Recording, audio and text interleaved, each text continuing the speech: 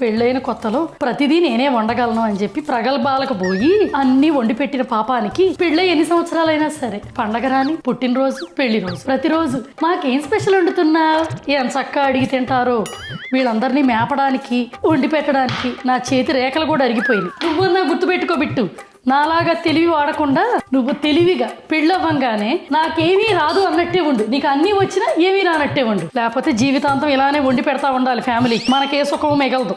మమ్మ నాకు తెలివి చాలా ఉంది, నువ్వే చెప్పావా వచ్చిన రాదు అని చెప్పాలి, సెకండ్ టేబుల్ వస్తే థర్డ్ ఫోర్త్ అంటావు. అందుకేనా టేబుల్స్ వచ్చినా కూడా రావని చెప్పి ఒకటే టేబుల్ సంవత్సరం అంతా చదువుతున్నావా, తర్వాత మిగతా టేబుల్ చదివిస్తారని. కర్మ అంటే ఇదే కావాల, ఇది పుట్టిన తర్వాతే నాకు అర్థమైంది కర్మ బౌన్స్ బ్యాక్ అంటే.